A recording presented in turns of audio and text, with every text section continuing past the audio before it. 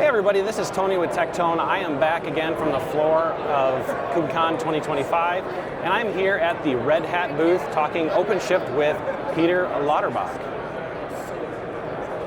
Welcome, Peter. Hi, Tony. How's your conference going so far? It's been super busy. Awesome. I want to ask a question on behalf of myself and also maybe other VMware administrators that are out there that maybe they've been tasked with learning a new platform, maybe they're moving from VMs into containers, and maybe they need to learn OpenShift. What kind of advice can you give somebody that's familiar with all the concepts in that old world to start thinking critically about some of the new concepts in the OpenShift? Well, the interesting part is that even though OpenShift is a container platform, virtual machines are valuable and they're going to be around for a very long time, and we recognize that. So OpenShift virtualization allows you to run VMs on the same platform as you run your containers, but we've also spent a lot of time working with virtual admins to understand the workflows that they have. We've replicated a lot of that in OpenShift virtualization itself, so they're very common dashboards, common workflows, VM catalog type and templates in there that you're just very familiar with, and you'll see the same thing inside the OpenShift console. Okay, so some of those concepts are going to be familiar, even though they're going to look a little bit differently. They're all based on Red Hat Enterprise Linux, KVM. Right? Linux virtualization's been around for a very long time. It's not only used by Red Hat, it's used by our partners, some of our competitors, and just about every hyperscaler uses KVM in some way.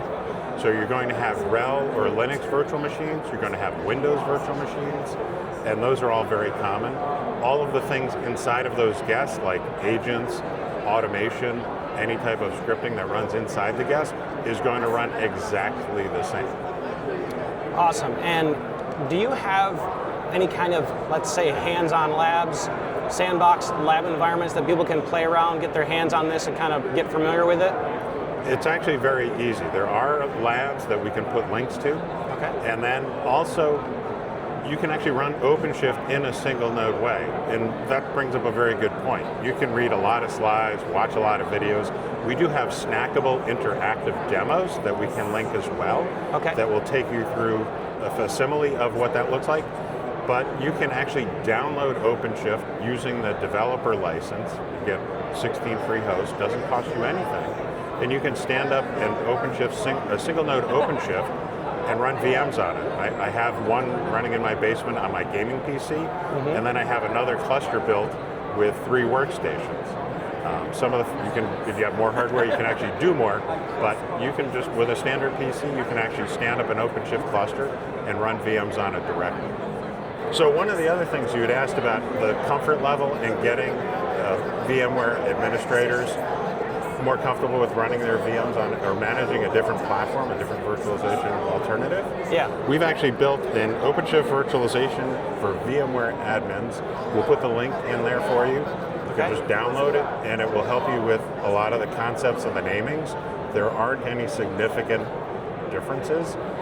Virtualization is virtualization, right? And we have a lot of the technologies that you can use to run your databases, your middleware, and all your web servers, all your IT workloads.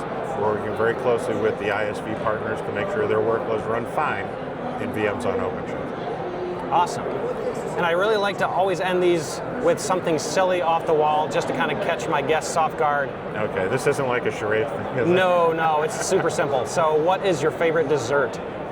Ooh, it depends on where I am. If I'm at home, it's an apple pie.